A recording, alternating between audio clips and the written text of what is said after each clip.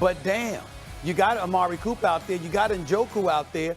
You got some weapons to do absolutely nothing. I was listening to you coming in, and you're talking about Dorsey and the offensive coordinator, and it's not his system, etc. Figure it out. Nobody want to hear that. You got to figure this out. You got $230 million. Up until yesterday morning, Deshaun Watson was the highest paid quarterback in NFL history. Yeah. Now you are the second by $1 million.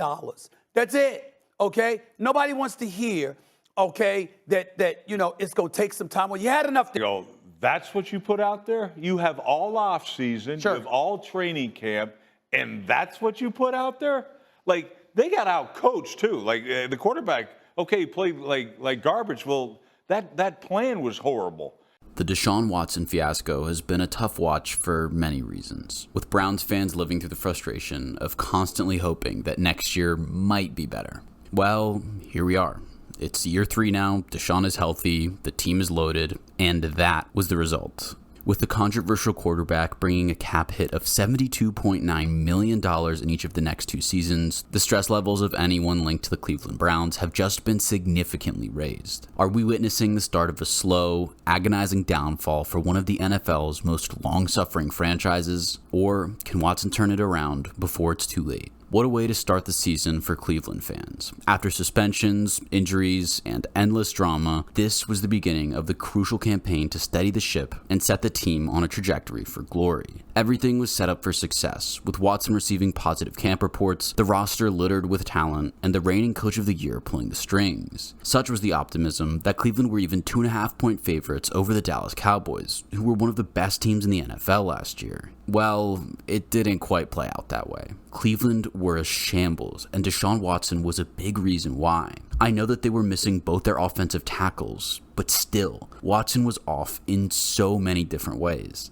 His 24 completions on 45 attempts for 169 yards, 1 touchdown, and 2 interceptions tell the story of a messy game, riddled with embarrassing overthrows, sacks, and weird decisions. There's no doubt that Mike Zimmer's Dallas D was applying the pressure, but Watson looked hopeless and lost. He looked like a quarterback, deer in headlights. It was almost, the game was almost like too big for him. I was surprised, to be quite honest. Yeah. And Deshaun Watson, when you look at what he did today, turned the ball over, he didn't look poised at all in this game. He looked like a rookie quarterback.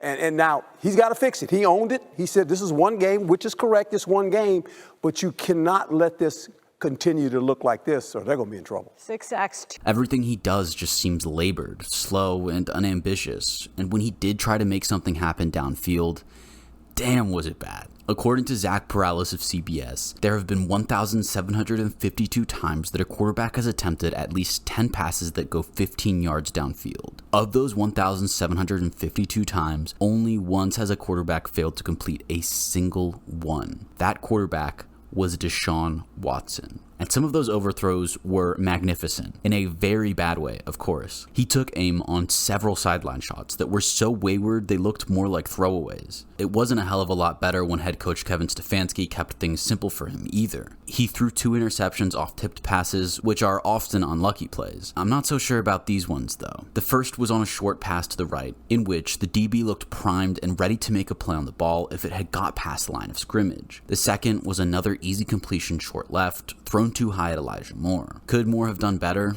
Maybe. Should he have had to? No. You got $230 million, Deshaun. Stick it on the numbers, man. He did have one good drive, which resulted in his only passing touchdown of the day, but I'm not too sure anyone felt a comeback was truly on the cards. He also took 6 sacks. These aren't only on Watson, of course, but he certainly gets a chunk of the blame. Images of him running to the right on 4th down only to get taken to the deck before even managing to get a pass off sums up the day. Bad offensive line play plus horrendous quarterback play means a very bad day at the office. And boy, the hangover from this one is going to be painful, and for so many different reasons. Buckle up, Browns fans. This next bit is going to get uncomfortable. Just a couple of weeks ago, the Browns restructured Watson's contract for a second time. Both times they did this, they converted the majority of his salary into a signing bonus, which reduced his cap hit for the upcoming year, but tacked more onto the years further down the road. The benefit of doing that is that Cleveland now happily sits on $62 million of cap space in 2024, which puts them in the luxurious position of being able to make a move for anyone that becomes available via trade. They also benefit from the fact that it will roll over to increase next year's cap space if they end up not using it. The downside of doing it is that Deshaun Watson is now going to count for $72.9 million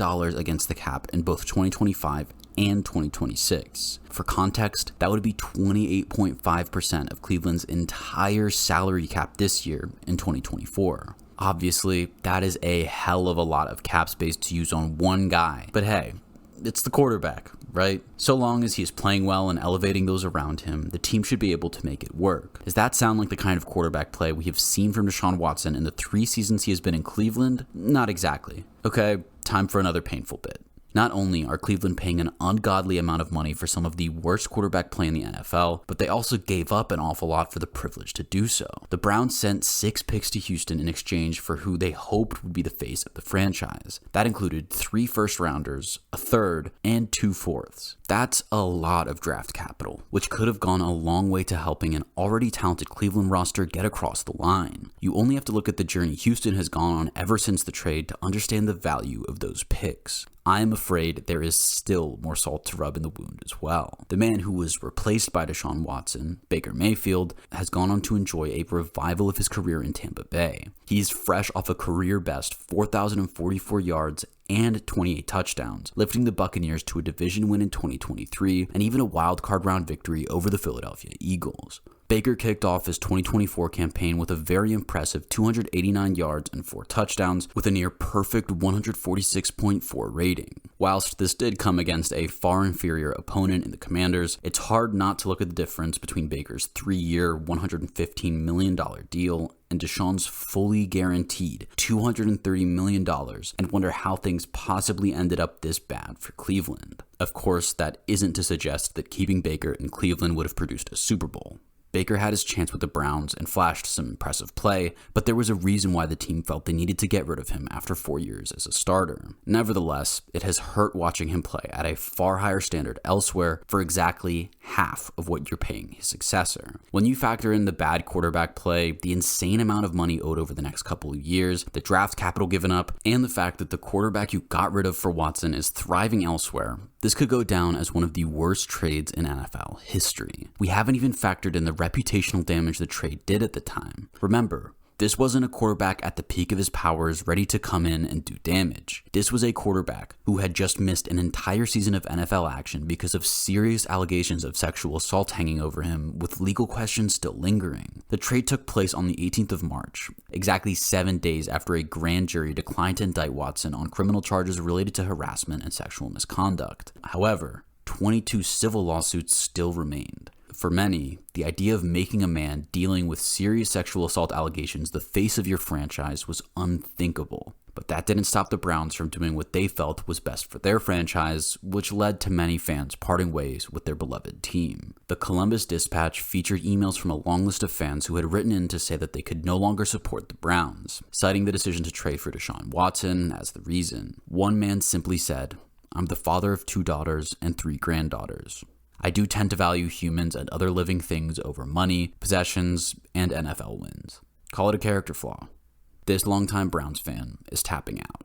It's fair to say that the move wasn't best received by fans or the media, but the reputational damage caused by the trade was just one part of it. There was also the financial aspect. Is it really a financially sensible move to fully guarantee $230 million to a guy who had just missed an entire season and was facing 22 civil lawsuits and likely another suspension? Regardless of where your allegiances lie with Deshaun Watson and his behavior off the field, the financial decisions alone are worthy of critique. As it turns out, Watson was suspended for 11 games of the 2022 season. His debut would come on the 4th of December 2022, almost 2 years after his last appearance for Houston on the 3rd of January 2021.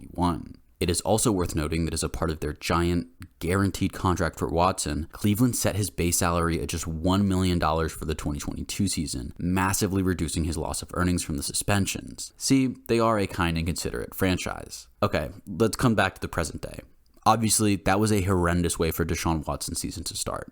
You could almost guarantee that Browns fans have spent this week dreading to think what the next few years might hold. But before we get to the worst case scenario, let's try our best to be positive. The Browns have continued to kick the can down the road in regards to paying Deshaun's contract, with the most recent restructure obviously coming with the mindset that Watson's best days as a Brown are ahead of him. Andrew Berry, the team's general manager, has set his expensive quarterback up for success with a very talented roster. The offensive line is, on paper, one of the most talented in the NFL, and the receiver room is full of enticing options, with Amari Cooper and David Njoku leading the way, and Jerry Jeudy and Elijah Moore in support. Jerome Ford is a capable back to keep Nick Chubb's seat warm until he is ready to return, with both backs also benefiting greatly from the loaded offensive line. On defense, Myles Garrett leads a top 5 defensive line that worked in tandem with an elite secondary to shut offenses down last year. You then have Jeremiah Owusu-Koramoah at the heart of the defense from the linebacker position, fresh off his shiny new contract signing as well. It's a stacked roster, and it is very easy to overreact to week 1. In fact, overreacting to week 1 is kind of what NFL fans are famous for. There's a chance that Deshaun Watson starts to find some form once his starting tackles are back and the team aren't going up against defenses led by Micah Parsons and DeMarcus Lawrence. Perhaps then he can start to produce the league average type of quarterback play that would elevate his team to where they need to be and gain the confidence needed to play better the next time a loaded defense comes to town. That's the positive scenario, and with games against the Jaguars, Giants, Raiders, and Commanders on the horizon, it's certainly not out of the equation. However, the worst case scenario is a thing of nightmares. If Watson doesn't show signs of improvement over the coming games, Jameis Winston is going to start getting a lot of camera time on the sidelines. The Boo Birds were already out at the dog pound against Dallas, and Winston is the kind of quarterback that can look appealing to a fan base on the brink of despair. Winston, of course, has his flaws, but he likes to challenge downfield, and his teammates love him wherever he goes. That could be dangerous for Deshaun. It will take a lot for Cleveland to admit their mistakes and pull the plug on Watson, though, because in doing so, they have to figure out what to do with a quarterback who isn't good enough to start, but will cost $72.9 million against the cap in both 2025 and 2026. At least in Andrew Berry's case, he probably won't have to solve that problem, as you have to believe he will be out of a job. There's no doubt about it. That calamitous start to the 2024 campaign against Dallas has significantly raised the stress levels of anyone tied to the Cleveland Browns. There is a lot on the line this year, and it is going to be fascinating to see how it plays out. What do you think the future holds for Deshaun Watson and the Browns? Let me know in the comments.